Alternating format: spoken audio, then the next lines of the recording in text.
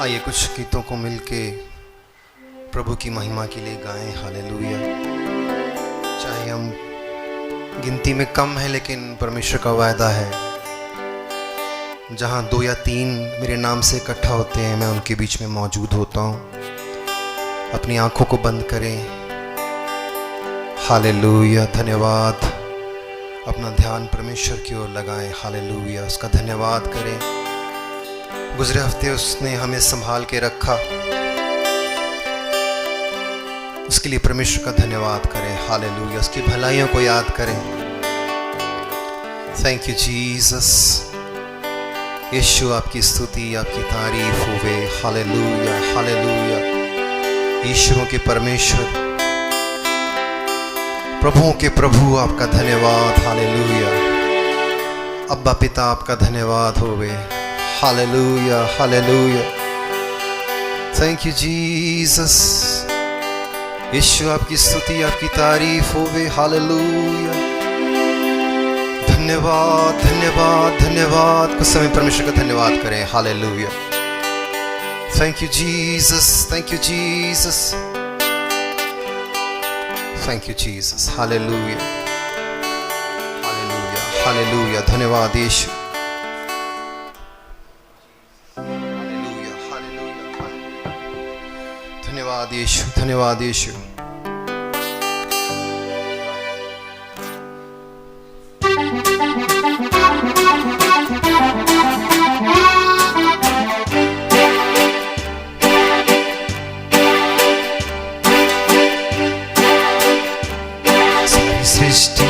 के मालिक तुम ही हो, सारी सृष्टि के रक्षक तुम ही हो।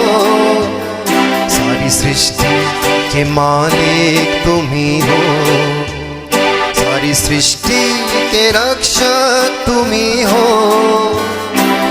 करते हैं तुझको सादर प्रणाम, गाते हैं तेरे ही गुणगान। हा हा हा हालेलुया, हा हा हा हालेलुया, हा हा हा हालेलुया, हा हा हा हालेलुया, हा हा हा hallelujah,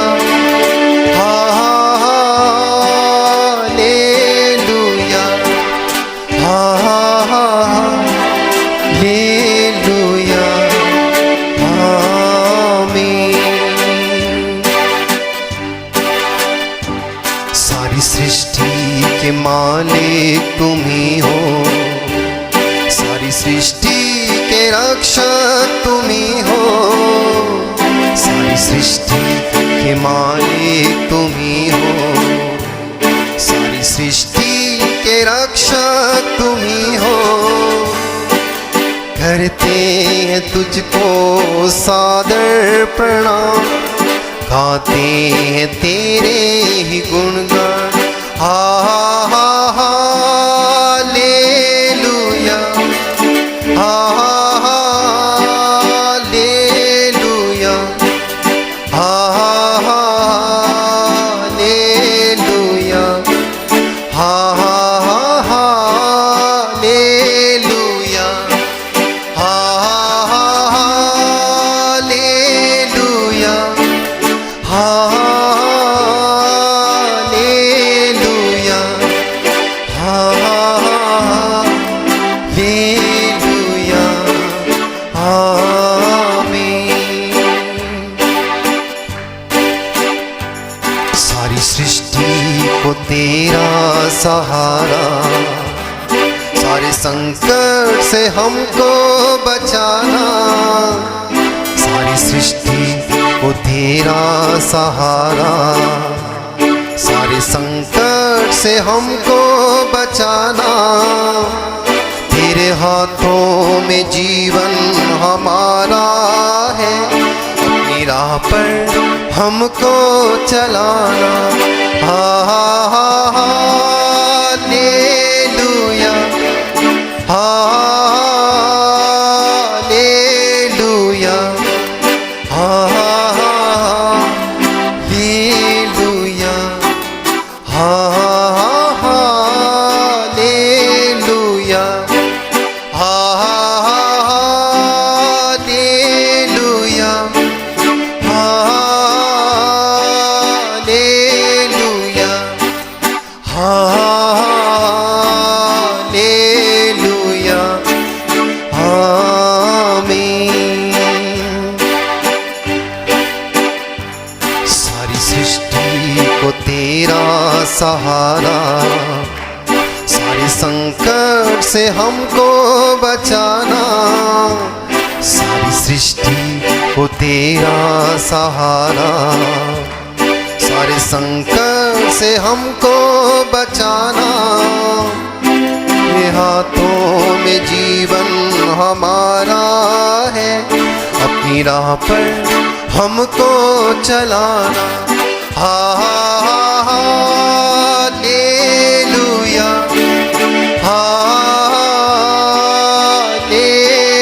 hallelujah, hallelujah,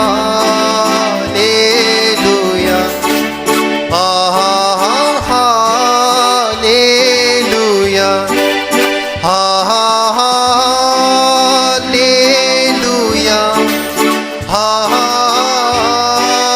hallelujah, hallelujah, आमीन।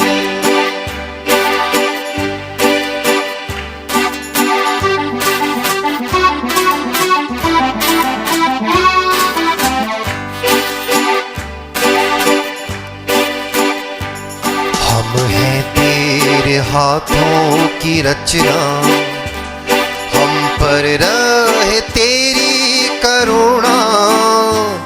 हम हैं तेरे हाथों की रचना, हम पर रहे तेरी करुणा।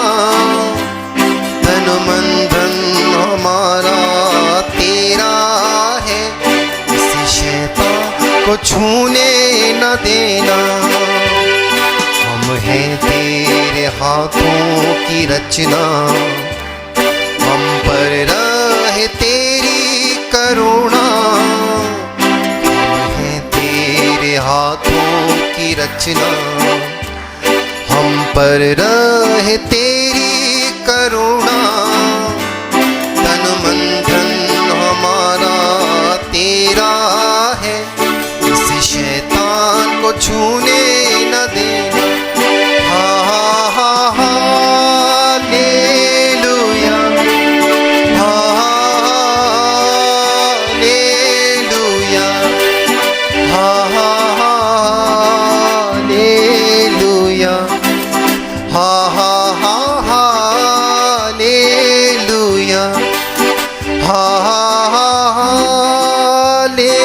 हालेलुया, हालेलुया, हालेलुया, आमीन।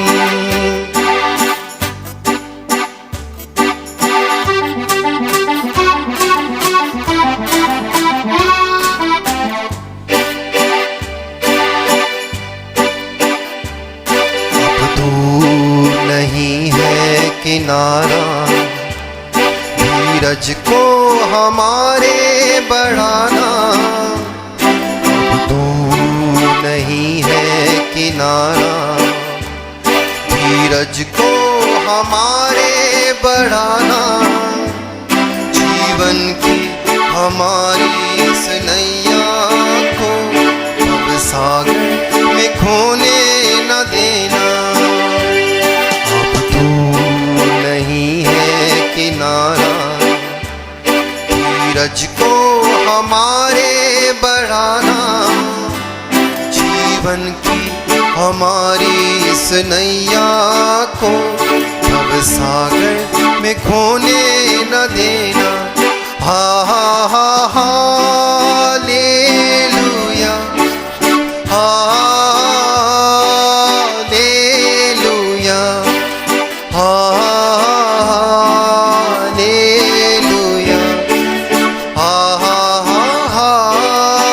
हालेलुया, हालेलुया, हालेलुया,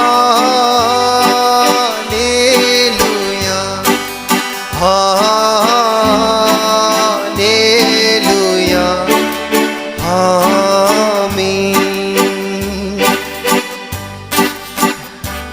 सारी सृष्टि के मालिक तुम ही हो, सारी सृष्टि के रक्षक तुम ही हो, सारी सृष्टि के मालिक तुम ही हो, सारी सृष्टि के रक्षक तुम ही हो। करते तुझको सादर प्रणाम, गाते तेरे गुणगान। हा हा हा हालेलुया, हा हालेलुया, हा हालेलुया, हा हालेलुया, हा हालेलुया, हालेलुया,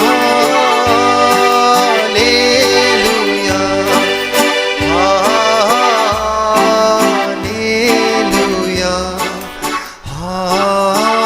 आमीन। हालेलुया।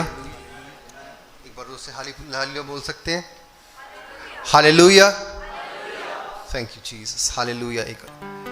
आइए एक और गीत परमेश्वर की महिमा के लिए गाएं। हालेलुया। Thank you Jesus.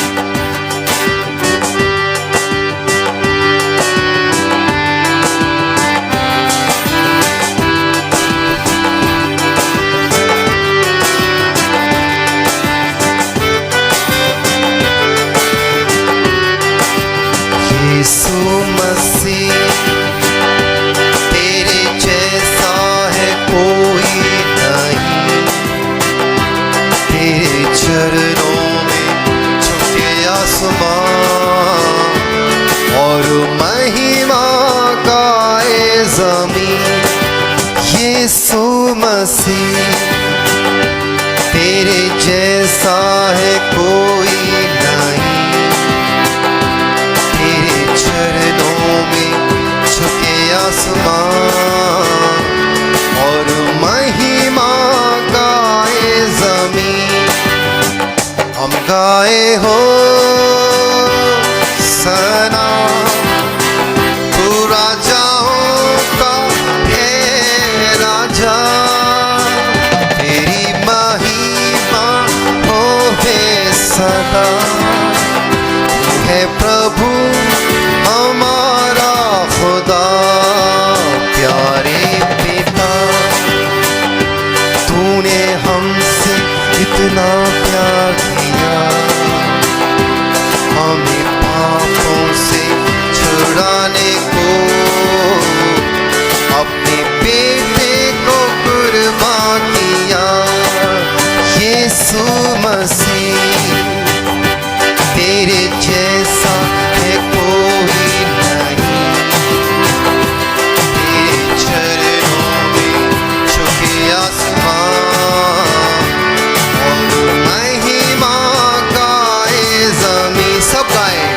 यीशु मसीह तेरे जैसा है कोई नहीं, तेरे चरणों में झुके आसमान और महिमा गाए ज़मीन। हम गाए हो सना, तू राजाओं का है राजा, तेरी महिमा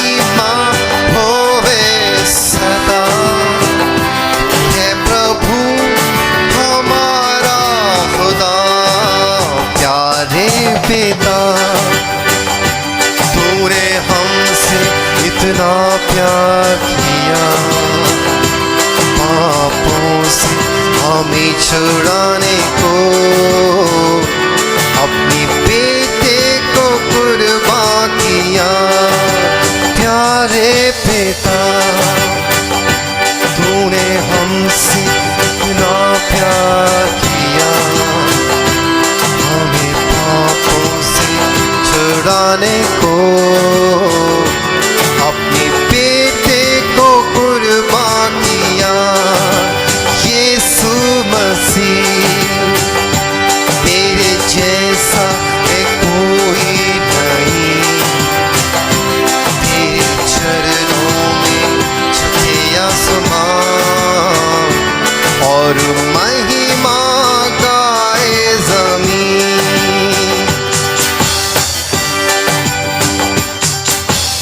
यीशु तू महान है, सर्वशक्तिमान है, पाप करता माफ है, स्वर्ग का तू मार्ग है। यीशु तू महान है,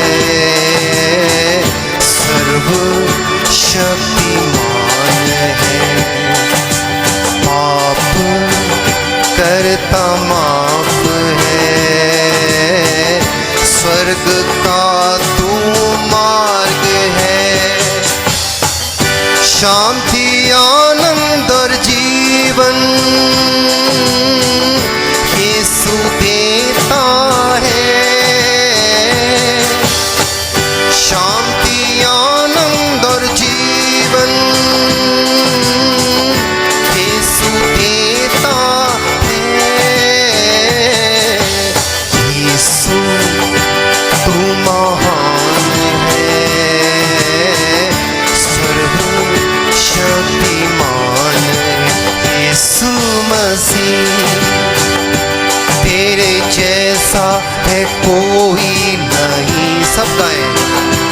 तेरे चरणों में झुके आसमान और महिमा गाए ज़मीन। आपकी बारी। यीशु मसीह,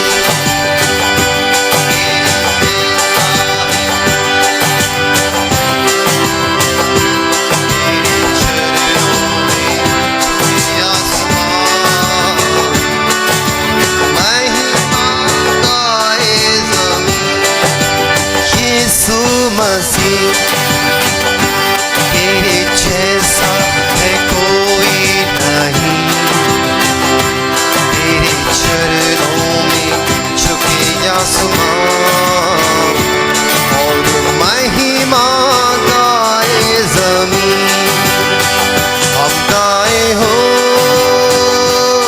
सना, तू राजाओं का है राजा,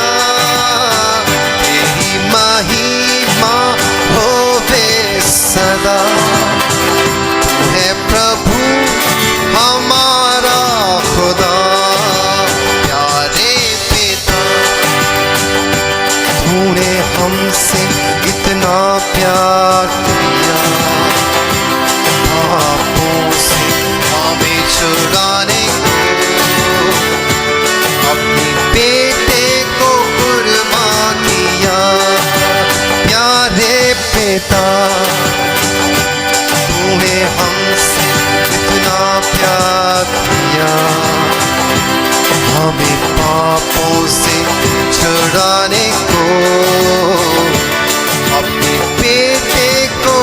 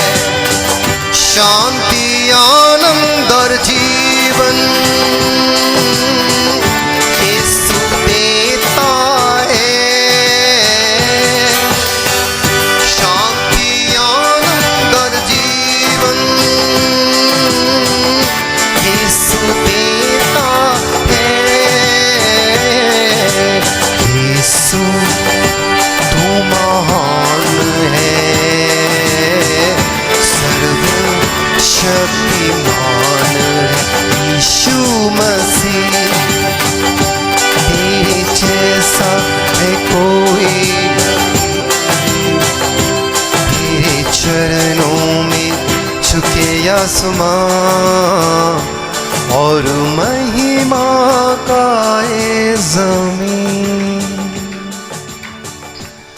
हालेलुया। जरा जोर से बोले हालेलुया। आज मौसम भी बहुत अच्छा है, गर्मी भी नहीं है, हम लोग कम भी हैं, और थोड़ा खुल के परमेश्वर की महिमा करें, धन्यवाद करें, ऊंची हालेलुया बोलें। हालेलुया। अच्छे मौसम के लिए धन्यवाद कर सकते हैं। Hallelujah. Thank you Jesus. Hallelujah. आइए इस धन्यवाद के गीत को मेरे साथ आप मिलके गाएं, ताली बजाकर।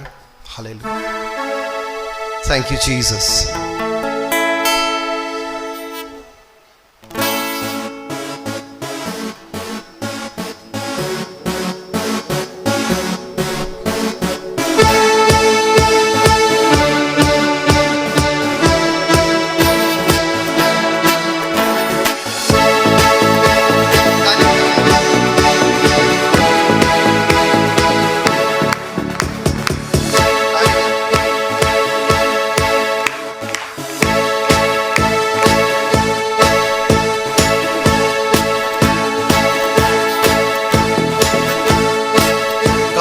मैं तेरी स्तुति जीवन भर, तेरी स्तुति गाऊंगा मैं, तेरी स्तुति जीवन भर, तेरी स्तुति।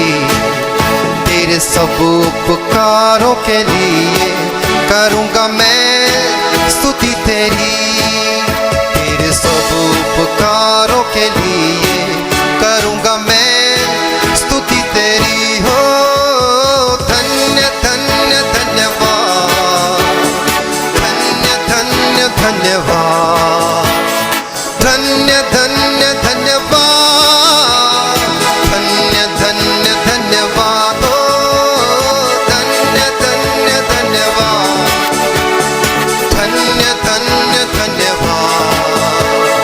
धन्य धन्य धन्यवाद, धन्य धन्य धन्यवाद। गाऊंगा मैं तेरी स्तुति जीवन भर, तेरी स्तुति गाऊंगा मैं, तेरी स्तुति जीवन भर, तेरी स्तुति। तेरे सब उपकारों के लिए करूंगा मैं स्तुति तेरी, तेरे सब उपकारों के लिए करूंगा मैं स्तुति तेरी। हो धन्य धन्य धन्यवाद, धन्य धन्य धन्यवाद, धन्य धन्य धन्यवाद, धन्य धन्य धन्यवाद, ओ धन्य धन्य धन्यवाद, धन्य धन्य धन्यवाद, धन्य धन्य धन्यवाद, धन्य धन्य धन्यवाद।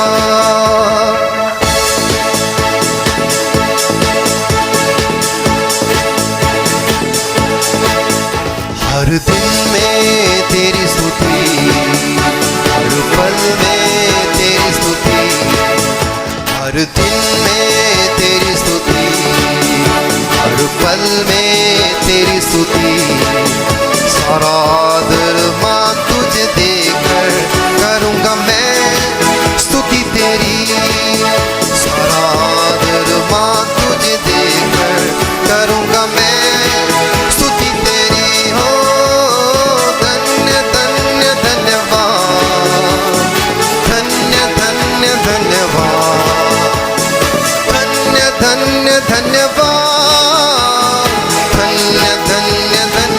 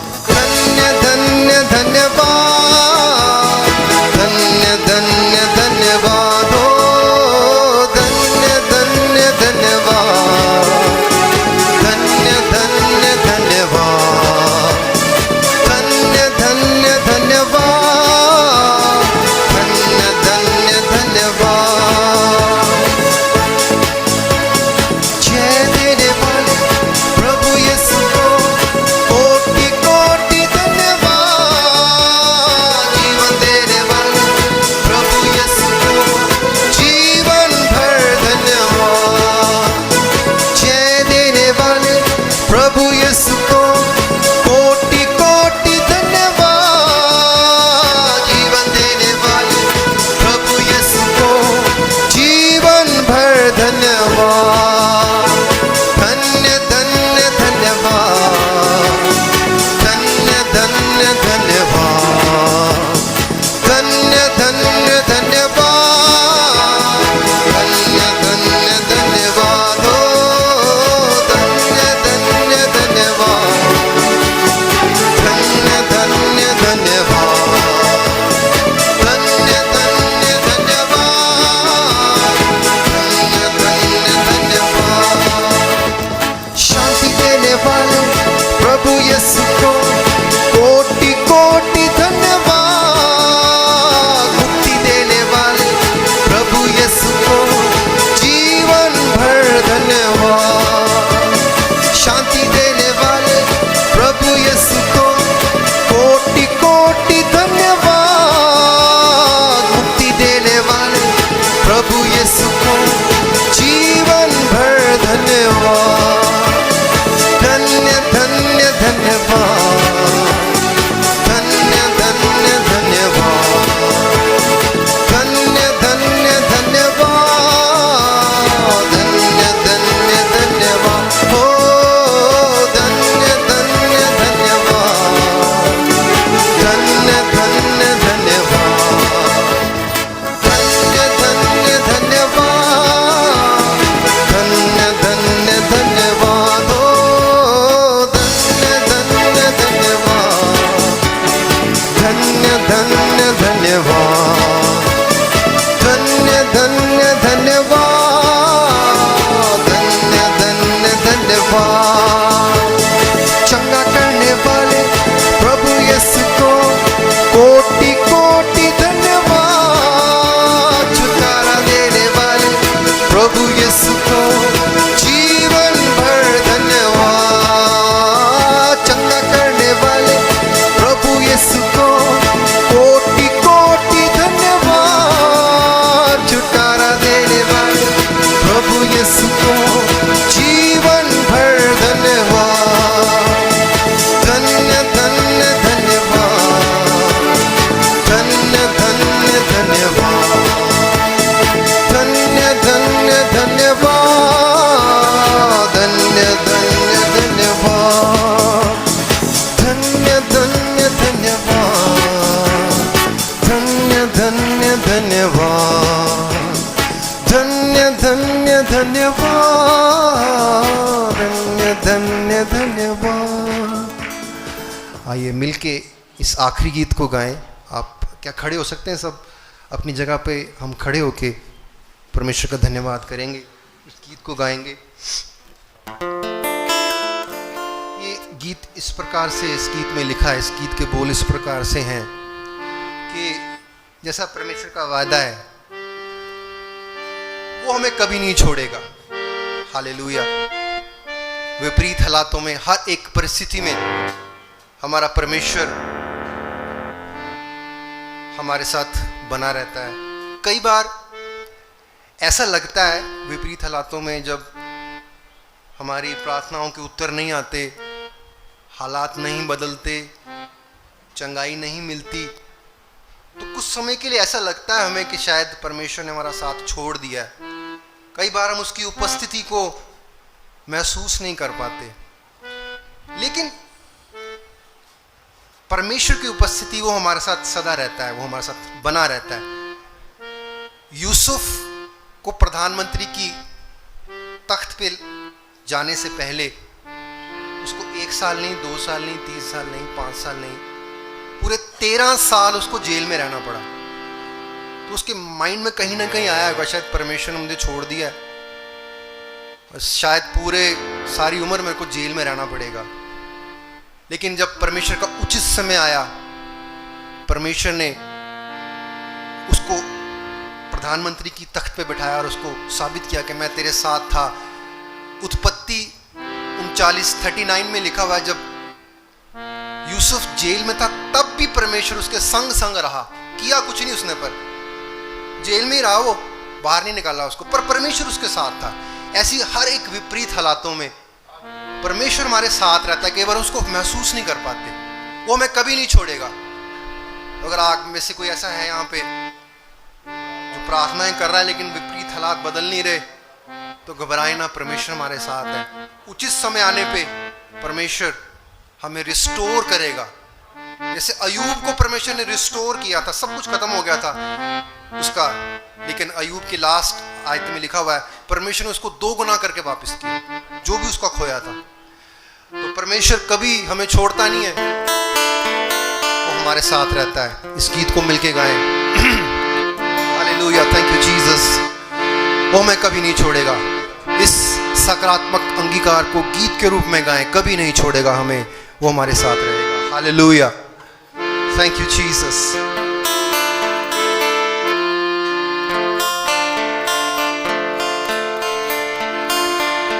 कभी नहीं, कभी नहीं, कभी नहीं, कभी नहीं छोड़ेगा। कभी नहीं, कभी नहीं, कभी नहीं, कभी नहीं छोड़ेगा। Hallelujah, hallelujah, hallelujah, hallelujah, hallelujah, hallelujah, hallelujah, hallelujah. ना छोड़ेगा, ना छोड़ेगा, ना छोड़ेगा, ना छोड़ेगा, अकेला कभी ना छोड़ेगा। सब गाए। ना छोड़ेगा, ना छोड़े, ना छोड़ेगा, ना छोड़ेगा, अकेला कभी ना छोड़ेगा। कभी नहीं, कभी नहीं, कभी नहीं, कभी नहीं छोड़ेगा। कभी नहीं, कभी नहीं, कभी नहीं, कभी नहीं छोड़ेगा। Hallelujah, hallelujah, hallelujah, hallelujah, hallelujah, hallelujah, hallelujah, hallelujah. ना छोड़ेगा, ना छोड़ेगा, ना छोड़ेगा, ना छोड़ेगा, अकेला कभी ना छोड़ेगा। ना छोड़ेगा, ना छोड़ेगा, ना छोड़ेगा, ना छोड़ेगा, अकेला कभी ना छोड़ेगा।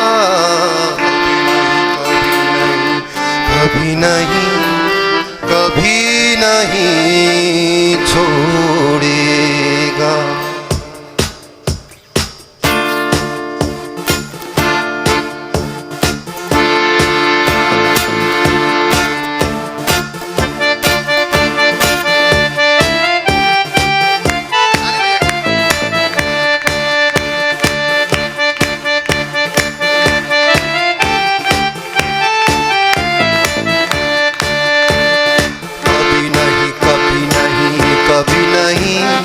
कभी नहीं छोड़ेगा। कभी नहीं, कभी नहीं, कभी नहीं, कभी नहीं छोड़ेगा। Hallelujah, hallelujah, hallelujah, hallelujah, hallelujah, hallelujah, hallelujah, hallelujah. ना छोड़ेगा, ना छोड़ेगा, ना छोड़ेगा, ना छोड़ेगा, अकेला कभी ना छोड़ेगा। ना छोड़ेगा, ना छोड़ेगा, ना छोड़ेगा, ना छोड़ेगा, अकेला कभी ना छोड़ेगा। कभी नहीं, कभी नहीं छोड़, कभी नहीं, कभी नहीं छोड़ेगा। तूफानों में साथ है, मैदानों में साथ है, तूफानों में साथ है, मैदानों में साथ है। जंग उसकी वो खुद ही लड़े, निशानों में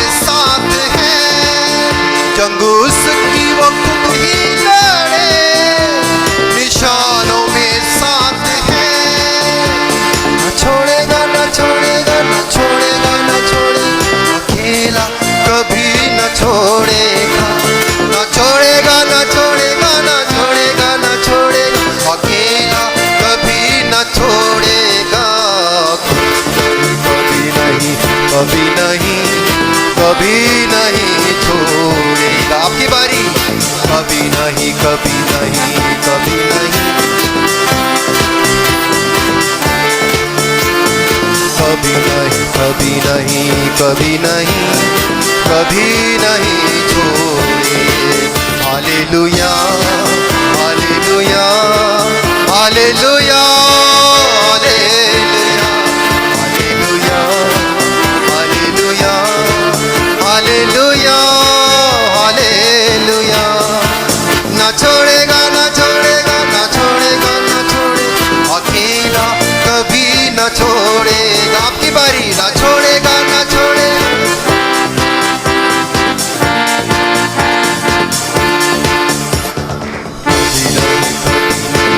कभी नहीं, कभी नहीं छोड़ेगा। कभी नहीं, कभी नहीं, कभी नहीं छोड़ेगा। वो वादों का सच्चा है, चरवाहा अच्छा है। वो वादों का सच्चा है, चरवाहा अच्छा है। वो इब्तिदा इम्तिहा अल्फा ओमेगा है। वो इब्तिदा इम्तिहा अल्फा ओमेगा है। वो वादों का सच्चा है, चरवाहा अच्छा है। वो वादों का सच्चा है, चरवाहा अच्छा है।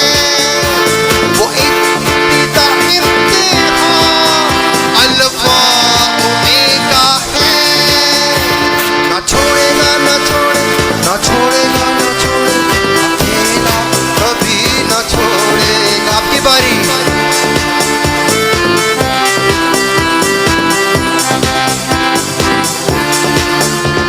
ना छोड़ेगा, ना छोड़ेगा, ना छोड़ेगा, ना छोड़ेगा, अकेला कभी ना छोड़ेगा। कभी नहीं, कभी नहीं छोड़ेगा। Hallelujah, hallelujah, hallelujah, hallelujah, hallelujah, hallelujah, hallelujah, hallelujah.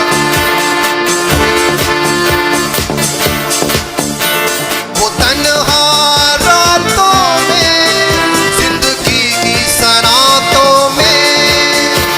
वो तन्हा रातों में, जिंदगी की सरातों में।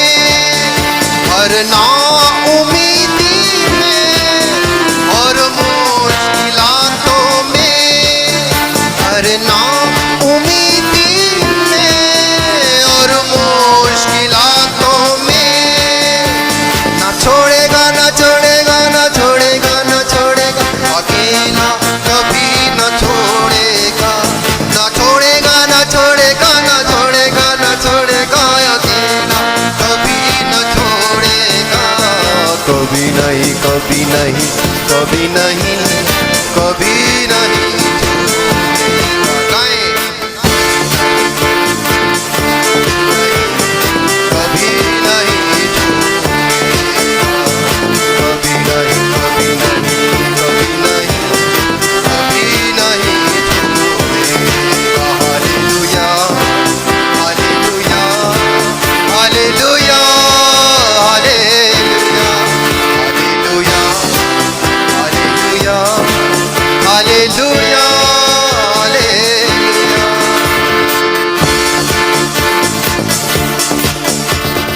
डरो मत, चुपचाप खड़े रहो, खुदा की नजात के काम देखो। डरो मत, चुपचाप खड़े रहो, खुदा की नजात के काम देखो। डरो मत, चुपचाप खड़े रहो, खुदा की नजात के काम देखो। खुदा की नजात के काम देखो, खुदा की नजात के काम देखो। चुपचाप तुम खड़े रहो। डरो मत, चुपचाप खड़े रहो, खुदा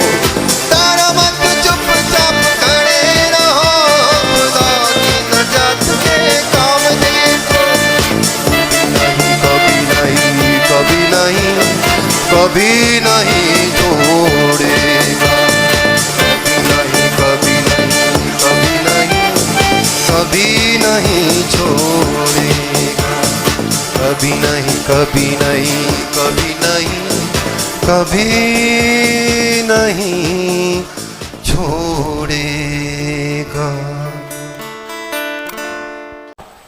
परमेश्वर सब बातों को सुंदर बनाने वाला परमेश्वर है ना। सब बातों को सुंदर बनाने वाला परमेश्वर है। एक आर्टिस्ट जब एक पिक्चर को बनाता है तो जो बनाना आरंभ करता है तो देखने वाले को शायद समझ में नहीं आएगा कि वो करना क्या चाह रहा है, लेकिन जो आर्टिस्ट जो बना रहा है उसके मन में एक पिक्चर है ना। वो कागज में बनने से पहले कहाँ पर वो पिक्चर है, उसके मन में वो तस्वीर है। तो आर्टिस्ट मन में जो तस्वीर है उस तस्वीर को देख करके कहाँ बना रहा है, उस कागज के ऊपर या ड्राइंग शीट के ऊपर बना रहा है। लेकिन जो लोग देख रहे हैं उनको केवल वही दिखाई दे रहा है जो कि कागज में वो बना रहा है ना। पूरा पिक्चर उनको दिखाई नहीं दे रहा। लेकिन जो आर्टिस्ट है वह जब बना रहा है उस पूरी तस्वीर को मन में रखते हुए वो क्या कर रहा है, बना रहा है। कितने लोगों को मेरी बात समझ में आई है ना। एक आर्टिस्ट वो पहले पूरी पिक्चर को अपने मन में देखता है और इसके बाद में वो बनाना आरंभ करता है। लेकिन जो देख रहा है उसको पूरा पिक्चर नहीं दिखाई दे रहा। वो कह रहा है ये एक लाइन यहां पे क्यों डाली, ये लाइन यहां क्यों डाली, इधर क्यों किया, उधर क्यों किया। वो आर्टिस्ट बोलेगा थोड़ा इंतजार करो, वेट, थोड़ा और इंतजार करो, थोड़ा और इंतजार करो, कुछ समय और तुम मेरी बाट जो हो, तब तुमको मालूम पड़ेगा ये लाइन मैंने यहां पर ऐसा क्यों बनाया था, यहां पर ऐसा क्यों बनाया था। क्योंकि जब ये पूरी तस्वीर हो जाएगी तब तुम्हें मालूम पड़ेगा इसके पीछे क्या क्या चीजें हो रहा था। हालेलुया। देखिए मेरे और आपके व्यक्तिगत जीवन के अंदर कई बार जब जीवन के एक एक दिन के अनुभवों को हम लेते हैं या अलग अलग मौकों को हम लेते हैं, हमें बड़ा अजीब लगेगा। हमें लगेगा कि प्रभु हमारे साथ में अन्याय कर रहा है क्या, प्रभु ने धोखा दे दिया क्या, या प्रभु ने हाथ छोड़ दिया क्या। लेकिन मैं आज की सुबह आपसे कहना चाहूंगा थोड़ा और इंतजार कीजिए, थोड़ा और इंतजार कीजिए, थोड़ा और समय दीजिए। परमेश्वर अपने कार्य को मेरे और आपके जीवन में पूरा करने पाए। Hallelujah, hallelujah. जैसे जैसे साल बीतते हैं और जब हम पीछे मुड़कर देखेंगे हम कह पाएंगे प्रभु जो तूने किया अच्छा किया, जो तूने किया बेहतर किया। उस समय मैं समझ में नहीं पाया, लेकिन उन हालातों के अंदर भी परमेश्वर तेरी महिमा हम सबके जीवन में पूरी हो रही थी। विश्वास करने वाले अपने हाथों को उठाकर परमेश्वर को धन्यवाद करें। हर बात में भलाई, बोलिए हर बात में भलाई, हर बात में भलाई, हर बात में प्रभु की महिमा, हर बात में परमेश्वर कुछ न कुछ कर रहा है, कुछ न कुछ वो कर रहा है। चाहे मुझे समझ में आए या नहीं आए, लेकिन मेरा परमेश्वर कुछ न कुछ कर रहा है और मेरा परमेश्वर मुझे कहां ले जाएगा, आगे ले जाएगा, आगे ले जाएगा। हम मिलकर इफिसियों की पत्री के अंदर से आज कुछ बातें सीखेंगे। उसका 6वां अध्याय है, उसका 10 से लेकर 20 तक के पदभागों के अंदर रहते हुए हम एक विषय को सीखने जा रहे हैं। और आप में से कुछ लोगों के लिए ये एक सुपरिचित विषय होगा, लेकिन कुछ लोगों के लिए हो सकता है ये एक नया विषय होगा। एक विद्यार्थी जब स्कूल में जाता है, एक विद्यार्थी जब स्कूल में जाता है तो उसको कुछ चीजें लेके जाना होता है ना। स्कूल में जाएगा एक बच्चा तो उसको कुछ चीजें लेके जाना पड़ता है। चलिए मुझे बताइए, आहाना, आप स्कूल चालू होने वाला है आपका, क्या क्या लेके जाओगे स्कूल में आप? जोर से बोलो, जोर से। पेन ले जाओगे, पेंसिल ले जाओगे, रबड़ ले जाओगे, शार्पनर ले जाओगे, बुक्स ले जाओगे, बैग ले जाओगे, वाटर बोतल ले जाओगे। लिस्ट तो बहुत जोरदार है। ओके, एक स्टूडेंट जब स्कूल में जाता है तो स्कूल में ले जाने की कुछ सामग्री होती है ना। उसके बिना वो स्कूल में जा नहीं सकता, क्योंकि स्कूल में उन सब चीजों की जरूरत होती है। एक सैनिक जब युद्ध में लड़ने जाता है तो वो निहत्था नहीं जाता, वो भी क्या लेके जाता है? कुछ हथियारों को लेके जाता है, कुछ हथियारों को लेके जाता है। उसके ऑर्डर के आधार पर या उसके स्टेटस के आधार पर, जो उसके जो हायर अथॉरिटी ने जो उसको अनुमति दी है उसके आधार पर क्या जाता है? वो अलग अलग हथियारों को लेके जाता है। क्यों? क्योंकि बच्चा जब स्कूल में जाता है उसका जाने का एक उद्देश्य है। एक सैनिक जब लड़ाई में जा रहा है तो उसके भी जाने का एक उद्देश्य है। उसके अनुरूप उसे क्या रहना पड़ता है? तैयार रहना पड़ता है। देखिए, वर्तमान परिस्थितियां जो हमारे चारों ओर हो रही है और एक के बाद एक घटनाएं जो घटित हो रही है, ये क्या बता रहा है? मुख्य संदेश इन सारी घटनाओं के द्वारा कलीसिया के लिए क्या है? वो ये है, बी रेडी, तैयार रहिए। क्या है? तैयार रहिए। किसी भी क्षण, कहीं भी, कभी भी कुछ भी हो सकता है। आप कहीं भी सुरक्षित नहीं है, आप कहीं भी सुरक्षित नहीं है। आप हवाई जहाज में भी सुरक्षित नहीं है, आप रेलगाड़ी में भी सुरक्षित नहीं है, आप बस में भी सुरक्षित नहीं है, आप पैदल चलते हुए सड़क में भी सुरक्षित नहीं है, आप कमरे के अंदर भी सुरक्षित नहीं है। यहां बैठे हुए हमें लग रहा है कि हम तो बिल्कुल ठीक है सर, कभी भी कुछ भी कभी भी हो सकता है। वर्तमान परिस्थितियां बता रही है। This are all indicators. ये सब चिन्ह है जो मैं समझता हूं पवित्र आत्मा कलीसिया को याद दिला रहा है। गेट रेडी, तैयार हो जाइए। क्या हो जाइए? तैयार हो जाइए। एक स्टूडेंट जब 1 जुलाई को स्कूल चालू होने वाला है, उसके पहले से उसकी चिंताएं क्या मालूम है? नया बैग चाहिए मुझे, नई कॉपी चाहिए, नया पेन चाहिए, रात को भी पापा को ले जाएंगे, मम्मी को ले जाएंगे, यूनिफॉर्म करेंगे, जूता ढूंढेंगे, मोजा ढूंढेंगे, ये सब करेंगे। क्यों? अगले दिन स्कूल जाना है, अगले दिन स्कूल जाना है। कौन जाने हमारा अगला मौका कब होगा? क्या हम तैयार हैं? Are we ready? क्या हम तैयार हैं? देखिए, रियल लाइफ के अंदर यदि हम देखें तो हर व्यक्ति के जीवन में कहीं भी, किसी भी मोड़ पे कुछ भी हो सकता है। आत्मिक स्तर में यदि हम देखें, आत्मिक स्तर में हम देखें, मैं और आप एक युद्ध भूमि के अंदर खड़े हैं। मैं और आप कहां खड़े हैं? एक युद्ध भूमि के अंदर खड़े हैं। और इस युद्ध भूमि में हम निहत्थे खड़े नहीं रह सकते। हमारे पास में क्या होने चाहिए? हथियार होने चाहिए, हथियार होने चाहिए। एक बहुत ही सुपरिचित उदाहरण दाऊद, गोलियात और शाऊल का है। जब गोलियात ने चुनौती दी, शाऊल और उसकी सेना के लोग उसका सामना नहीं कर पाए, ऐसे समय में कौन पहुंच रहा है वहां पे? दाऊद पहुंच रहा है। क्या दाऊद निहत्था था या उसके हाथ में कुछ था? दाऊद के हाथ में कुछ था या नहीं था? दाऊद के हाथ में था। He was not empty handed. उसके हाथ में था, उसके हाथ में गोफन था, उसके हाथ में पत्थर थे। उसकी अपनी एक तैयारी थी, उसकी अपनी एक तैयारी थी। उस तैयारी में शायद उसने नहीं सोचा होगा कि वो किसके लिए तैयार हो रहा है।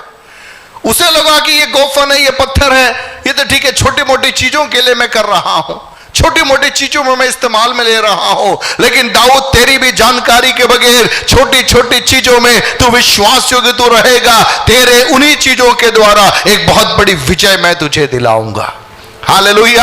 आज की सुबह आत्मा में मैं कहना चाहूंगा, मेरे और आपके व्यक्तिगत जीवन में छोटी छोटी बातों में यदि मैं और आप विश्वास योग्य रहेंगे, हमारा परमेश्वर उचित समय पे उन्हीं छोटी बातों से, उन्हीं हल्की सी दिखने वाली बातों के द्वारा बड़ी विजय को परमेश्वर दिलाता है। इज़राइल के इतिहास में हम देखते हैं, इज़राइल में हर समय जब प्रभु ने उनको विजय दी, उनके आधुनिक यंत्रों के कारण नहीं, उनकी बड़ी भीड़ के कारण नहीं, लेकिन उनके पास में जो साधारण था, उनके पास में जो हल्की सी चीजें थी, उन चीजों को विश्वास के साथ में जब इन्होंने प्रयोग में लिया, परमेश्वर ने उनको क्या प्रदान किया? विजय प्रदान की। ओके, सो आत्मिक जीवन के अंदर मैं और आप हर पल एक युद्ध भूमि में है। बोले हम एक युद्ध भूमि में। ऐसा बोल रहे हो जैसे कमान कमान कमान, जोर से बोले, बरसात भी रुक गई अभी तो। और जोर से बोले, हम एक युद्ध भूमि में। और जोर से बोले, हम एक युद्ध भूमि में। जो डर गया वो, डरने वाले के लिए अब कोई स्थान रहा ही नहीं है, कहीं भी नहीं। कलीसिया में तो बिल्कुल भी नहीं है। वर्तमान परिस्थितियां सब क्या हो रही है? परमेश्वर अपनी एक छंटनी को कर रहा है। प्रभु कह रहा है कि अब मुझे लोगों को चाहिए, मुझे सही लोग चाहिए जो खड़े रह सके, जो खड़े रह सके। इधर से उधर कुछ हुआ, इतने में हिल के घर पे बैठ गए बंद होके। प्रभु कह रहा नहीं नहीं नहीं, मतलब नहीं है। अब मुझे वे लोग चाहिए जो खड़े रह सके। हालेलुया। सो हम एक युद्ध के अंदर है। हम किसमें? एक युद्ध में हैं, और ये युद्ध आत्मिक युद्ध है। कौन सा युद्ध है? जोर से बोले, आत्मिक युद्ध। और जोर से बोले, आत्मिक युद्ध। देखिए, शाऊल के पास में अस्त्र शस्त्र थे, तलवार थी, भाले थे, ये सब कुछ थे। लेकिन दाऊद के पास में ये कुछ नहीं था। दाऊद के पास में ये कुछ भी नहीं था। एक प्रतीकात्मक तरीके से हम समझ सकते हैं कि शाऊल के पास में अपने हथियार थे। उन हथियारों की सहायता से वो एक शारीरिक लड़ाई लड़ रहा था, लेकिन दाऊद, उसके पास में अपने हथियार थे। उन हथियारों की सहायता से वो शारीरिक लड़ाई नहीं, लेकिन एक आत्मिक लड़ाई लड़ रहा था। हालेलुया। समझ रहे हैं मेरी बात को? सो मैं और आप एक शारीरिक लड़ाई नहीं लड़ रहे हैं। बोले, शारीरिक लड़ाई नहीं लड़ रहे। कम जोर से बोले, शारीरिक लड़ाई नहीं लड़ रहे। दाऊद शाऊल के वस्त्र पहन के नहीं लड़ सकता। दाऊद शाऊल के वस्त्र पहनकर लड़ाई नहीं कर सकता। आज समस्या क्या है कि कलीसिया शाऊल के वस्त्र पहन के लड़ने लगी है। कलीसिया किसके वस्त्र पहन लिए? संसार के वस्त्र को पहन लिया, और हम लड़ाई लड़ रहे हैं। प्रभु को क्या, तू नहीं जीतेगा, तू जीतेगा ही नहीं। क्योंकि तू जीतेगा तो महिमा किसको मिलेगी? शाऊल के वस्त्र को मिलेगी, शाऊल के हथियारों को महिमा मिलेगी। प्रभु के लोगों, मैं आपसे कहना चाहूंगा, मेरे और आपके जीवन में जब विपरीत परिस्थिति आती है ना, चुनौती आती है ना, तो हमारी जय अलग तरीके से होगी। हमारी जय अलग तरीके से होगी। दुनिया का तरीका अलग होगा, दुनिया के लोगों की जय का तरीका अलग होगा, लेकिन प्रभु के लोगों की जय का तरीका अलग होता है। हालेलुया। जोर से बोले, हालेलुया। देखिए, मिस्र से निकला हुआ जन समूह जब लाल सागर के तट पर आकर खड़ा हो गया, पीछे फिरौन की सेना थी, आगे लाल सागर था, बचने की कहीं कोई संभावनाएं नहीं थी। सबको लग गया कि अब मामला खत्म। फिरौन को भी लगा कि अच्छे फंसे, अच्छे फंसे। लेकिन प्रभु ने क्या किया? प्रभु ने क्या किया? उनको लगा कि हमने इनको फंसा दिया, लेकिन उनको नहीं मालूम पड़ा परमेश्वर ने उनको फंसा दिया। जितने लोग समझ रहे, हाथों को उठा के प्रभु को धन्यवाद दीजिए। परमेश्वर बुद्धिमानों को बुद्धिहीन कर रहा है इन दिनों में। बहुत बड़ी बड़ी स्ट्रैटेजीज को लेके लोग आएंगे। प्रभु का कोई बात नहीं बेटा, तू खेल, तू खेल, आखिरी खेल मैं खेलता हूं। हालेलुया।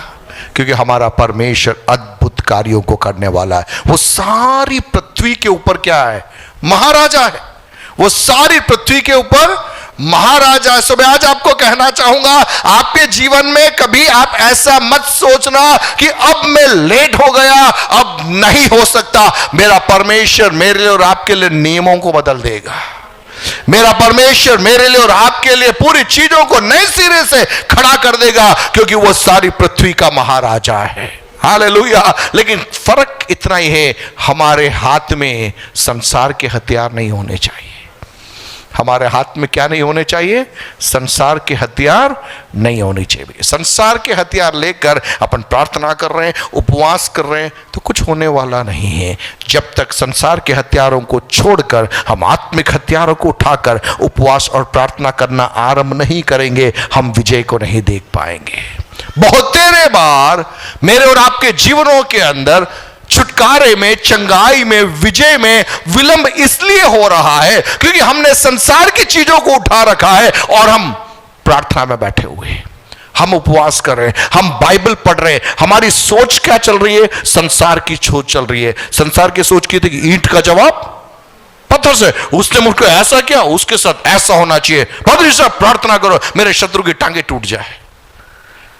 विश्वासी ने बोला था पादरी साहब को प्रार्थना करनी पड़ेगी ना। पादरी साहब भी लगे हुए हैं, प्रभु रमेश की टांगे टूटे। पादरी साहब भी लगे हुए, रमेश की टांगे टूटे। अब भाई रमेश निकला सामने, कुत्ता कूदा, रमेश की टांगे टूट गई। पादरी साहब आके बोल रहे, मैंने प्रार्थना किया, आपने बोला था ना, मैंने प्रार्थना किया, रमेश की टांगे टूट गई। हालेलुया। स्वर्ग बोलेगा, मैंने नहीं किया, उसमें मेरा कहीं कोई रोल था ही नहीं। शाऊल के हथियार उठाओगे, परमेश्वर वहां पर आपके संग नहीं रहेगा। शाऊल के ऊपर जो आत्मा है वो वहां पे काम करेगी। मेरे और आपके व्यक्तिगत जीवनों में इस भेद को समझना बहुत जरूरी है। हमारी कुंजी वहां पर छिपी हुई है, हमारी कुंजी वहां पर छिपी हुई है। देखिए, हमारी लड़ाई के हथियार क्या नहीं है, शारीरिक नहीं है। चलिए उन पदों को पढ़ते हैं तो आपको समझ में आएगा। 10वें पद से हम देखेंगे, वहां लिखा है, इसलिए प्रभु में और उसकी शक्ति के प्रभाव में बलवंत बनो। उसके पहले एक पद और हम पढ़े, दूसरा कुरिन्थियों 10 देख लेते, जस्ट फिर जल्दी से आएंगे। कुरिन्थियों की दूसरी पत्री, सेकंड कोरिन्थियंस चैप्टर 10,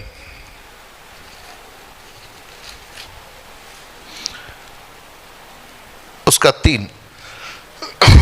क्योंकि यद्यपि हम शरीर में चलते फिरते हैं तो भी शरीर के अनुसार नहीं लड़ते। ठीक है, हम चलते फिरते तो क्या है, शरीर में है। मतलब आप प्रभु में आ गए, आप प्रभु में आ गए, इसका मतलब ये नहीं कि फिर अपन हवा में उड़ रहे हैं, है ना। कई लोगों को तो यूं लगता है कि प्रभु में आ गए तो उनको लगता है कि वो हवा में उड़ रहे। नहीं, आप हवा में नहीं उड़ रहे, आप जमीन में ही हो, आप जमीन में ही हो। बरसात होगी तो आप भीगोगे। कितने लोग भीगे थे आज सुबह? नहीं, हम तो प्रभु में कलीसिया में जा रहे थे तो परमेश्वर ने मदद किया कि हम नहीं भीगे। नहीं भीगे आप, कोई ज्यादा भीगा, कोई कम भीगा। गर्मी भी लगती है, सर्दी भी लगती है, सब हमको लगती है। हम चलते फिरते हैं शरीर में, लेकिन लड़ाई के हथियार शारीरिक नहीं है। लड़ाई के हथियार शारीरिक नहीं है। बोले एक लड़ाई है, जोर से बोले एक लड़ाई है। कम ऑन, और जोर से बोले एक लड़ाई है, लेकिन हथियार शारीरिक नहीं है। हथियार इस संसार के नहीं है, गोला बारूद नहीं है, बंदूक नहीं है, ठीक है। पर अपन तो ये कुछ उठाते ही नहीं है। अपन तो गोला बारूद भी नहीं उठाते, बंदूक भी नहीं उठाते। उससे बड़ी बड़ी चीजें अपने पास में पड़ी हुई है, उससे बड़ी बड़ी चीजें अपने पास में पड़ी हुई है। अपने मुंह से जो चीज निकलती है तीर से भी खतरनाक होती है ना। तीर से भी खतरनाक होती है। मैं अक्सर कहता हूं कि ये जुबान में हड्डी नहीं है, लेकिन हमारी हड्डियां तुड़वा देती है। क्या जोरदार लॉजिक है। जुबान में क्या नहीं है, हड्डी नहीं है, लेकिन इस जुबान में इतनी ताकत है कि वो आपकी हड्डियां तुड़वा देती है और वो सुरक्षित बची हुई रहती है। वो सुरक्षित बची हुई रहती है, वो अंदर घुस जाती है, मालूम ही नहीं पड़ता कि इसके मुंह में जुबान है, लेकिन बाकी पूरी हड्डियां टूट गई। किसके कारण? जीभ के कारण, जीभ के कारण। हेलो, अपनी ही बात कर रहे हैं अपन। बोलिए हमारी जुबान में लगाम देना है। कमर कमर हमारी जुबान में लगाम देना है ना। वो जुबान पकड़ के बुलवाना चाहिए, जीभ में क्या देना है, जीभ पकड़ के। जीभ में परमेश्वर ने कहा अंदर दबा के रखा है कि अंदर छिपके रहे, लेकिन हम इसको क्या कर रहे हैं, बाहर निकाल रहे हैं। और इस कदर निकाल देते कि सामने वाले के अंदर तक उतर जाए, सामने वाले के अंदर तक उतर जाए। ऐसा कुछ भी बोलने से पहले, कुछ भी बोलने से पहले सोच समझ के बोलिए। क्या करना, हमें सोच समझ के बोलना। वचन कहता है कि सुनने में हमें क्या होना चाहिए। याकूब की पत्री में एक वचन, सुनने में तत्पर। बोलिए सुनने में तत्पर, और जोर से बोलिए सुनने में तत्पर। बोलने में धीमा। बोले बोलने में धीमा, और बोले बोलने में धीमा। सुनने में तत्पर। सुनना है, लेकिन जवाब देते समय सोच समझकर, शालीनता से हमें बोलना है। हमारी लड़ाई के हथियार क्या नहीं है?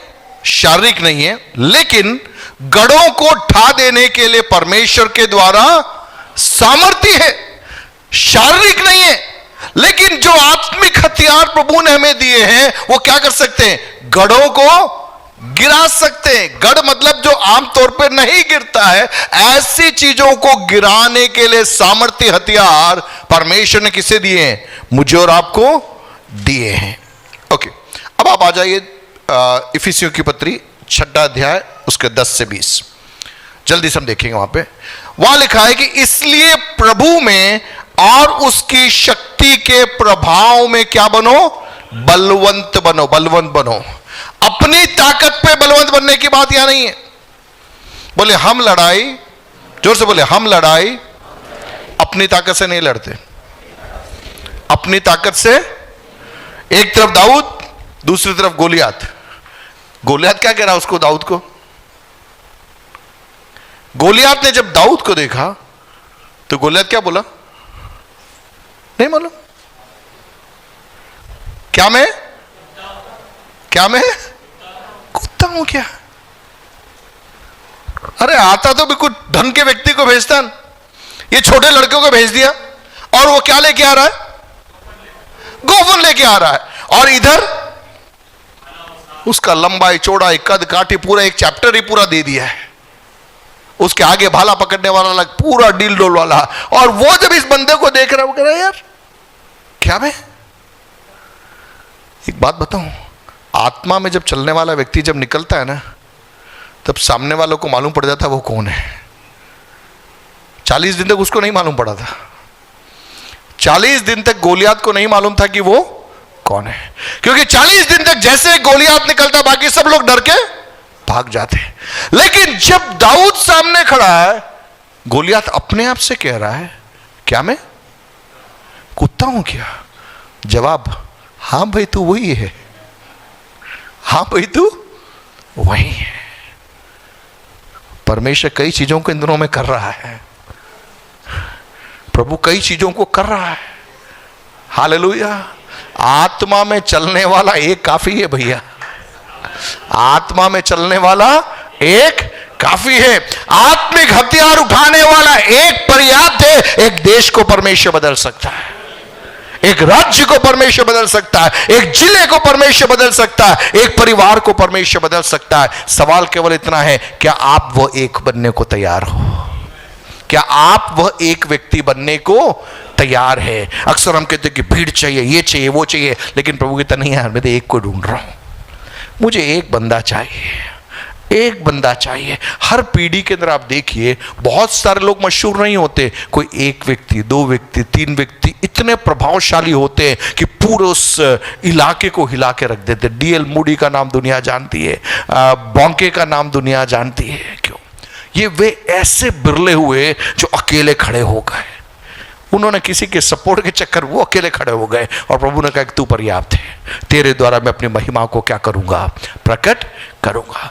देखिए यहां लिखा है कि इसलिए प्रभु में और किसमें बलवंत होना है? उसकी शक्ति के प्रभाव में बलवंत बनो। अर्थात मैं और आप अपने आप को याद दिलाना है कि इस लड़ाई में हम अपनी ताकत से नहीं लड़ रहे, हम अपने बल से भी नहीं लड़ रहे। किसके बल से लड़ रहे हैं? परमेश्वर के बल से लड़ रहे हैं। हालेलुया। अगर परमेश्वर आपके साथ में है, ध्यान से सुना, अगर परमेश्वर आपके साथ में है, वह परमेश्वर जो सारी पृथ्वी का महाराजा है, तो क्या पराजित होंगे? क्या पराजित होंगे? अगर परमेश्वर आपके साथ में खड़ा है तो क्या हम पराजित होंगे? नहीं हो सकते, नहीं हो सकते। फिर आप बोलोगे नहीं तो फिर ये बीमारी क्यों, ये मृत्यु क्यों, ये दुर्घटना क्यों? अभी पेंटिंग आधी ही बनी है, पूरा बन रहा है। कई सवालों का जवाब हमें इस ओर नहीं मिलेगा, लेकिन जब हम उस ओर पहुंचेंगे तब कईयों का जवाब मिलेगा, कईयों का जवाब मिलेगा। हालेलुया।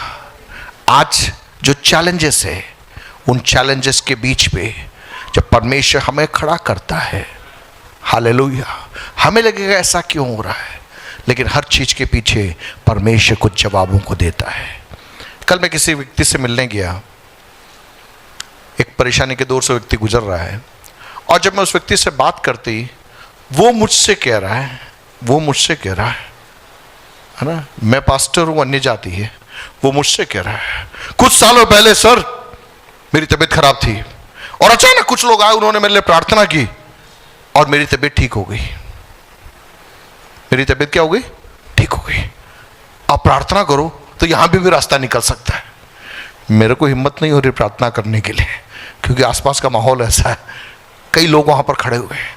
लेकिन वह व्यक्ति मुझे याद दिला रहा है कि मैं बीमार था, आप लोगों ने प्रार्थना की, मैं खड़ा हो गया। इस हालात में भी प्रार्थना के द्वारा रास्ता निकल सकता है।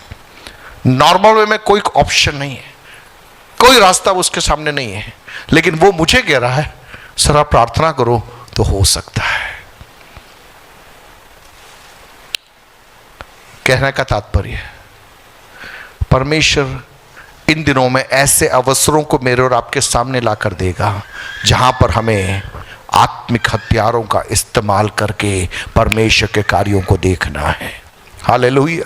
परिस्थितियों के बीच में, समस्याओं के बीच में हमें डरने की जरूरत नहीं है। देखिए, प्रभु में और उसकी शक्ति के प्रभाव में क्या बने?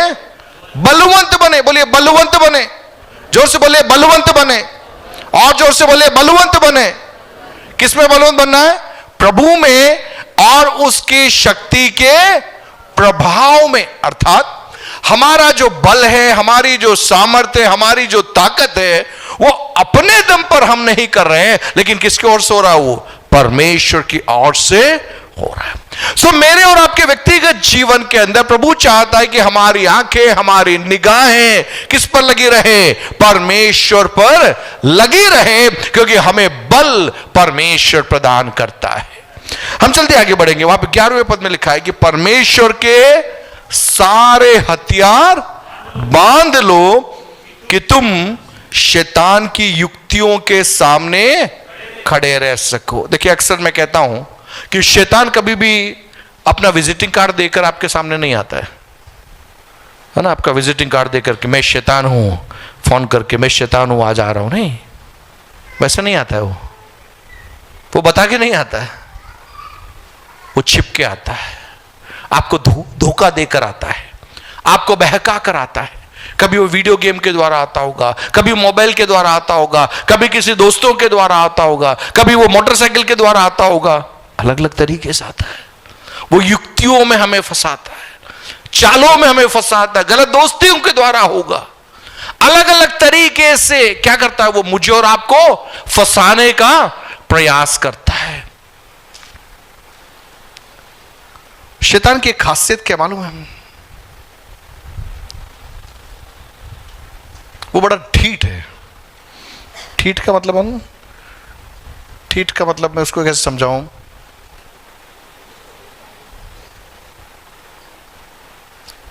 कि वो हाँ, कुछ भी कर लो उसको कोई फर्क नहीं पड़ता। मतलब आपने उसकी कितनी भी बेइज्जती कर दी तो भी वापस आएगा, वो तो भी वो वापस आएगा। शैतान का काम करने का तरीका क्या होता? आप उसको बेइज्जत करके निकालोगे तो भी कुछ समय बाद बोलो नहीं यार मैं तो वापस आऊंगा, घूम फिर के वापस आता है। He keeps on trying. गरजने वाले सिंह की नाई वो घूम रहा है कि किसी न किसी को मुझे क्या करना है? फाड़ खाना है। किसी न किसी रीति से इसके जीवन में मुझे हमला करना ही है। पूरा प्रयास करता रहता है। इंसल्ट प्रूफ है वो क्या है? इंसल्ट प्रूफ है। मतलब बेइज्जत होता ही नहीं है। आप कितना भी उसको बेइज्जत करोगे वो घूम फिर के क्या होगा? वो वापस आएगा, क्योंकि वो प्रयास करता रहता है कुछ न कुछ करके किसी न किसी रीति से मुझे और आपको फंसा दे। लेकिन वचन कह रहा है शैतान की युक्तियों के सामने हमें खड़ा रहना है। क्या करना है? शैतान की युक्तियों के सामने, युक्तियों के सामने। इसलिए मैं अक्सर कहता हूं, कोई भी अगर ऑफर लेकर आया है तो थोड़ा सा सतर्क हो जाना। कोई भी बंदा कहता है कि ये ऑफर लेकर मैं आया हूं, इसका मतलब मामला गड़बड़ है। असली चीजें तो उसको ऑफर की जरूरत नहीं होगी, वो खुद बिक जाएगा। मामला कुछ गड़बड़ होगा तो इसलिए क्या लेके आएगा, वो ऑफर लेकर आएगा, ऐसा करने से ऐसा होगा, ये करने से वो होगा, इसके साथ में ये मिल जाएगा आपको, ये फैसिलिटी। फोन पे फोन आता है, लोन ले लो, लोन ले लो। कितने लोगों के फोन पे फोन आता है लोन के लिए? क्या मेरे ही फोन पे आता है? सुबह से शाम तक मैंने ब्लॉक कर रखे, कितने नंबर ब्लॉक करते, दूसरा नंबर डाल देते, वही इंसल्ट प्रूफ। फोन आता, काट देते, तब भी वापस फोन करते रहते। फिर लास्ट में अपने फोन आते बोलते भाई ऐसा कोई लोन बताओ जिसको जमा नहीं करना पड़े। नहीं सर वो तो नहीं हो सकता। मैं फोन क्यों कर रहा हूं? युक्तियां, ये सब क्या है? युक्तियां हैं। वो हमें फंसाता है, वो हमें फंसाता है, एक दूसरे को बहका के फंसाता है, धोखे के द्वारा फंसाता है, बातों में अलग अलग बातों के द्वारा उलझा देता है। करना क्या है? परमेश्वर के सारे हथियार, बोलिए सारे हथियार। सर एक दो हथियार लेने से काम हो जाएगा क्या? नहीं, आपको सारे हथियार बांधने पड़ेंगे। कौन से हथियार बांधने पड़ेंगे? सारे हथियार बांधने पड़ेंगे। वहां पर एक लिस्ट बताई थी स्कूल में ले जाने का सामान, कहा कि वो लिस्ट बता के ना चलेगी। ओके, एक बहुत बड़ी लिस्ट उसने बोला था कि स्कूल चालू होने वाला, मुझे ये सामान चाहिए। यूं एक दो सामान दे देंगे तो काम होगा क्या उसको? वो सारा सामान चाहिए उसको। पेंसिल भी चाहिए, रबर भी चाहिए, स्केल भी चाहिए, शार्पनर भी चाहिए, बैग भी चाहिए, किताबें भी चाहिए, तब के जाके मामला चलेगा। देखिए मेरे और आपके जीवन में आत्मिक लड़ाई में यदि हमें जीतना है तो सारे हथियार बांधने पड़ेंगे। बोलिए सारे हथियार, और जोर से बोले सारे हथियार। एक दो से काम नहीं चलेगा, एडजस्टमेंट से भी काम नहीं चलेगा। आज एडजस्टमेंट मसीह लोग बहुत है, सब एडजस्टमेंट वाला मामला है, ऐसा ऐसा करके निकल जाओ, भैया नहीं चल पाओगे, आप खड़े नहीं रह पाओगे। अगर सारे हथियार हो तो ही हम खड़े रह पाएंगे। ओके, परमेश्वर के सारे हथियार बांध लोगे तुम शैतान की युक्तियों के सामने खड़े रह सको। 12वां पद कहता है क्योंकि हमारा यह मल्ल युद्ध किससे नहीं है? लहू और मांस से नहीं है। बोलिए हमारे पड़ोसी से नहीं है हमारी लड़ाई। अरे बोलिए ना जोर से, अभी तो लड़के आ रहा हूं ना, अभी तो लड़ाई करके आ रहे हो यार। बोले हमारी पड़ोसी से हमारी लड़ाई नहीं है। कमान कमान थोड़ी और ऊंची आवाज में, हमारे पड़ोसी से हमारी लड़ाई नहीं है, किसी इंसान से हमारी लड़ाई नहीं है। अगर मैंने और आपने ये समझ लिया ना, ये बात को हमने समझ लिया, फिर आप सांसारिक हथियार लेके नहीं चलोगे, फिर आप आत्मिक हथियार उठाना चालू कर लोगे। जब तक मैं ये समझ रहा हूं कि मेरी लड़ाई मेरे पड़ोसी से है, उसने गुस्सा किया, उसने ऐसा बोला, इसलिए मेरा दुश्मन वो, तो आप सांसारिक हथियार ही उठाओगे। आप कहते तो अपने आप को आत्मिक है, लेकिन आपने हथियार कौन सा उठाया? सांसारिक हथियार उठाया है। पति पत्नी के बीच में, परिवारों के बीच में, कलीसियाओं के अंदर, अन्य जगहों के अंदर, गांव में, अड़ोस पड़ोस में जब रहते हैं, जब हमें लगता है कि हमारी लड़ाई हमारे पड़ोसी के साथ में है, अन्य व्यक्ति के साथ में है, जब आपने वो समझा तो आप कौन सा हथियार उठाओगे? संसार का हथियार आप उठाओगे। लेकिन आपने ये समझ लिया कि ये लड़ाई इस व्यक्ति से नहीं है, लेकिन इस व्यक्ति में काम करने वाली एक अशुद्ध आत्मा है, जिसके द्वारा शत्रु क्या कर रहा है? उसको एक हथियार के समान इस्तेमाल में ले रहा है। तो मेरी लड़ाई उस व्यक्ति से नहीं होगी, लेकिन उस व्यक्ति में कार्य करने वाले अंधकार की ताकत के साथ में मैं लड़ाई को लड़ूंगा। अब समझे? एक व्यक्ति जब दुष्टात्मा ग्रस्त होता है, जब वो आपके पास में आता है या मेरे पास में आता है, सो मेरी लड़ाई किसके साथ में? दुष्टात्मा के साथ में, उस व्यक्ति के साथ में नहीं है। दुष्टात्मा ने उस व्यक्ति को पहले से परेशान कर रखा है, पहले से उसको अस्त व्यस्त कर रखा है। अब मैं भी एक छड़ी लेकर उसको मारने लग जाऊं तो मैं दुष्टात्मा को नहीं मार रहा हूं, उस व्यक्ति को मार रहा हूं। और दुष्टात्मा यही चाहता है, दुष्टात्मा यही चाहता है। लेकिन मैं और आप ये समझना है, हमारी लड़ाई दुष्टात्मा से है, उस व्यक्ति से नहीं है, उस व्यक्ति से नहीं है। अब जब मैं दुष्टात्मा कह रहा हूं, इसका मतलब केवल वही व्यक्ति नहीं है जिसके बाल यूं लटका के जमीन पे लुढ़क मार रहे हैं, वो व्यक्ति नहीं।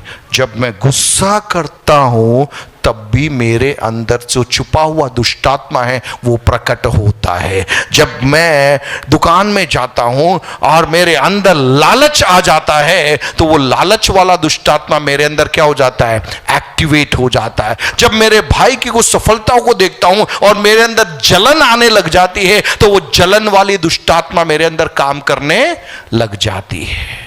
आप समझ रहे हैं?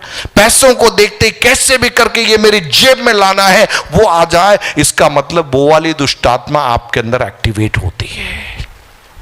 हेलो, आप समझ रहे हैं?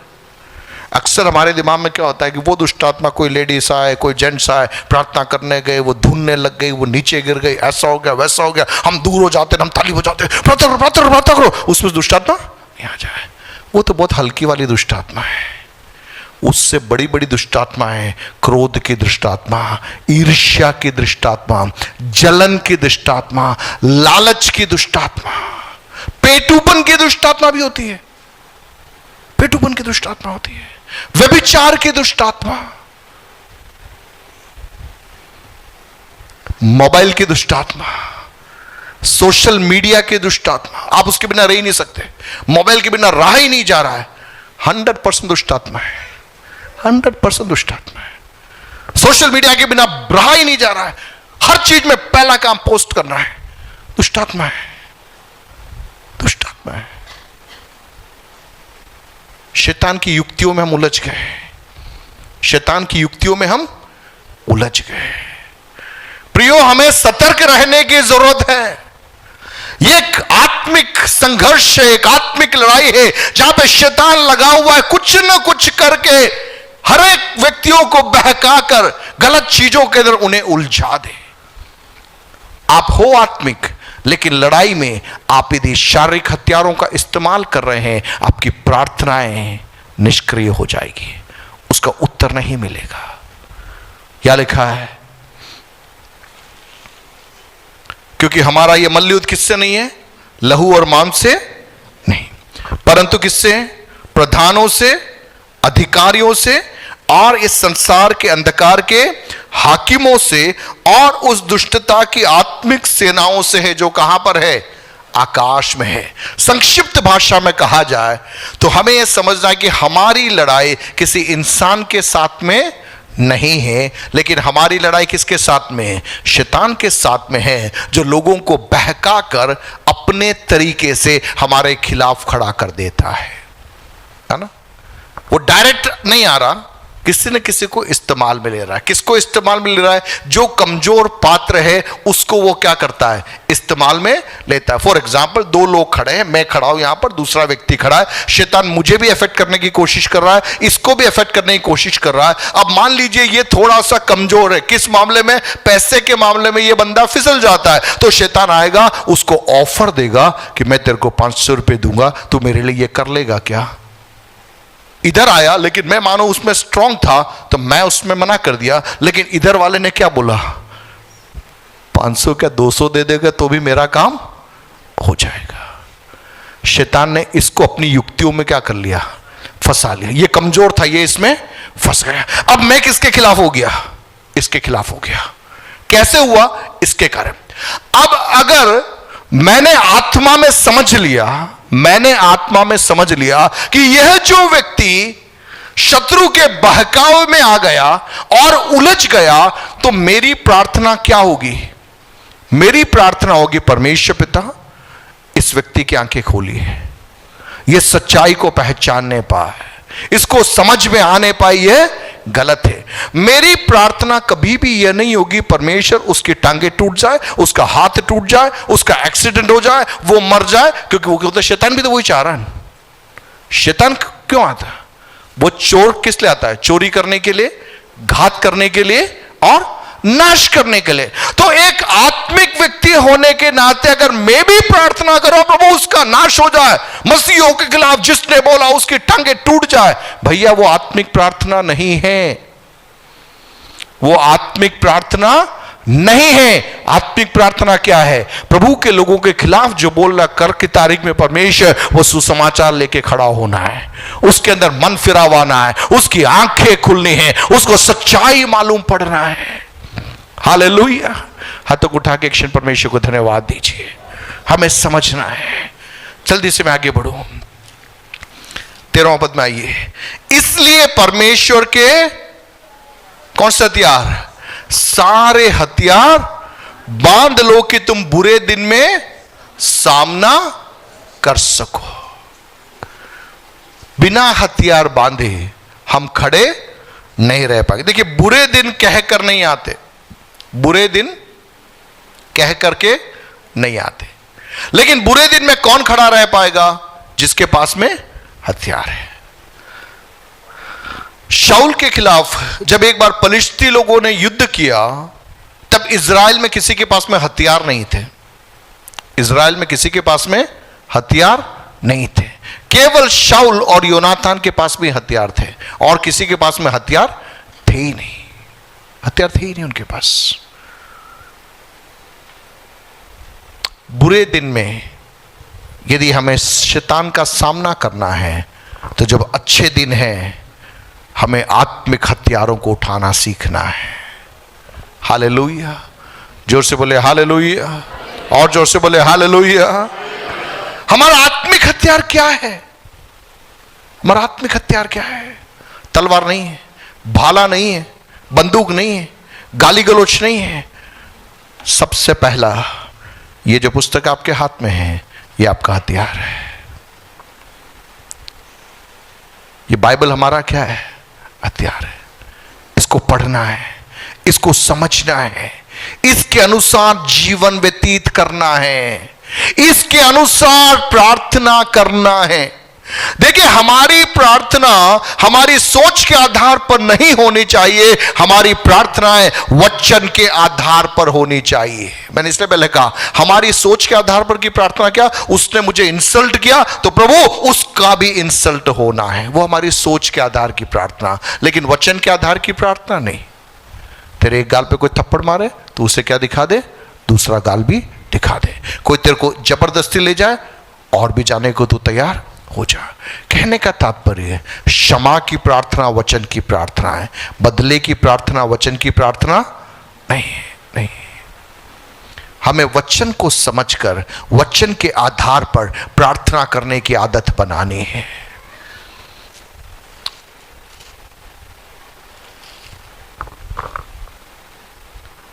परमेश्वर के सारे हथियार बांध लो कि तुम बुरे दिन में सामना कर सको, और सब कुछ पूरा करके क्या रह सको? स्थिर रह सको। देखिए, यह भी महत्वपूर्ण है। सब कुछ पूरा करके आप खुद ही गिर गए तो उसका कोई मतलब नहीं है। बहुत तरह के साथ में यह भी होता है, बाकी सब कर लेते लेकिन खुद को बचा नहीं पाते। सब कुछ करके पूरा करके क्या रहना है? स्थिर रह सको। 14 पद। इसलिए सत्य से अपनी कमर कसकर। किससे अपनी कमर कसना है? सत्य से, सत्य से। और धार्मिकता की झिलम पहनकर।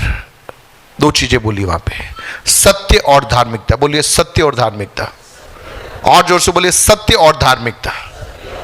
देखिए, बेल्ट जब हम पहनते हैं, जब आप कपड़े पहनते हैं, आप बेल्ट पहनते हैं क्यों? ताकि आपकी कमर कस, एक अलर्टनेस को बताता है, एक अलर्टनेस को बता रहा है कि नहीं आप कहीं जा रहे हो, परफेक्ट, बेल्ट पहन लिया, अब आप रेडी आप निकलने के लिए। सत्य से अपनी कमर कसना है। झिलम किसकी पहन रहे हम? धार्मिकता की झिलम पहन रहे, धार्मिकता की झिलम पहन रहे। सत्य से कमर कसकर धार्मिकता की झिलम पहनकर, पांव में मेल के सुसमाचार की तैयारी के जूते पहनकर, और इन सब के साथ विश्वास की ढाल लेकर स्थिर रहो, जिससे तुम उस दुष्ट के सब जलते हुए तीरों को बुझा सको। सत्य का पटुका, धार्मिकता की झिलम, विश्वास का टोप, उद्धार का टोप। विश्वास की ढाल और मेल के सुसमाचार की तैयारी के जूते।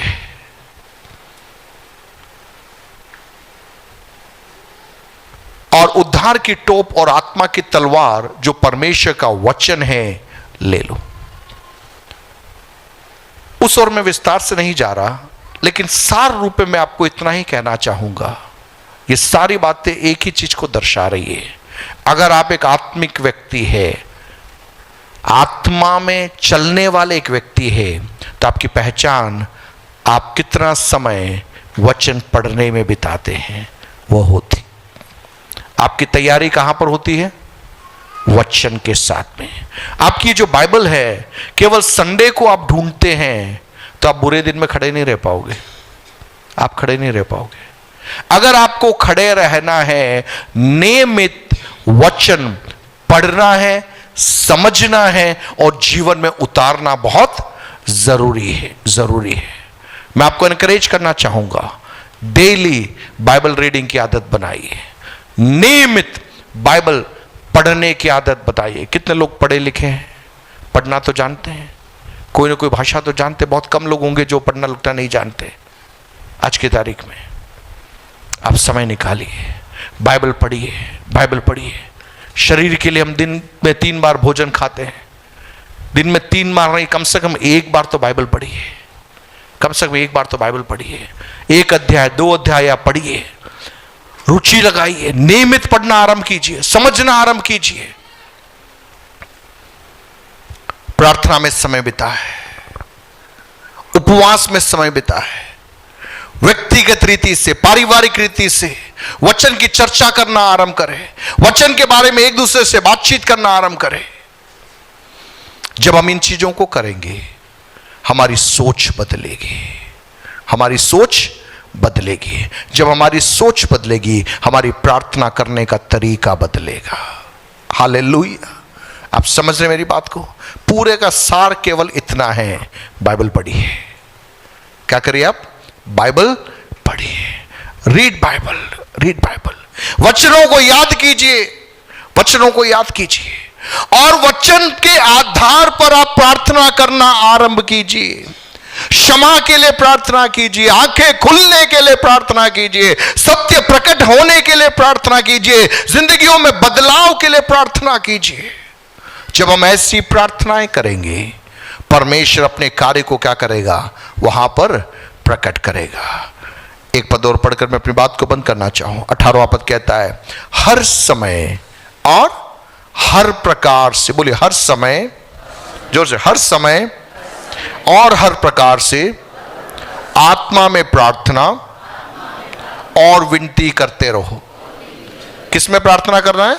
आत्मा में। बोले आत्मा में, जोर से बोले आत्मा में प्रार्थना और विनती करते रहो और इसीलिए जागते रहो। किसके लिए जागते रहो? कि सब पवित्र लोगों के लिए लगातार विनती किया करो। अर्थात मैं और आप, प्रभु का वचन क्या कह रहा है कि हमें क्यों जागना है? क्यों जागना है? क्या करने के लिए? सबके लिए विनती करने के लिए। आज के सुबह वचनों को मैं यहां पे विराम देना चाहूंगा। इस संघर्ष में, इस युद्ध में आपको जीतना है। प्रार्थना और वचन को पकड़ना पड़ेगा, उसके अलावा आप जीत नहीं पाओगे। आत्मिक संघर्षों में, आत्मिक लड़ाइयों में विजय हमें हासिल करना है। बाइबल पढ़ना आरंभ कीजिए, प्रार्थना करना आरंभ कीजिए, बाइबल आधारित एक जीवन शैली के अंदर कदमों को बढ़ाना आरंभ कीजिए। कोई इंसान आपका शत्रु नहीं है, आपका पड़ोसी आपका शत्रु नहीं है, आपका रिश्तेदार आपका शत्रु नहीं है। नहीं है। आपकी प्रार्थना के शब्दावलियों का बदलिए, सेंटेंसेस को बदलिए। आप कहते होंगे मेरा पड़ोसी मेरे को ले सिर दर्द बन चुका है। सही है, समझ रहे हैं। आपकी प्रार्थना क्या होनी है? परमेश्वर पिता, मेरा जो पड़ोसी है उसकी आंखें खोलिए, उसका मन बदल जाने पाए, उसका स्वभाव बदल जाने पाए, उसका जीवन बदल जाने पाए। जब वचन आधारित प्रार्थनाएं हम करेंगे, परमेश्वर वहां पर अपने कार्यों को प्रकट करेगा।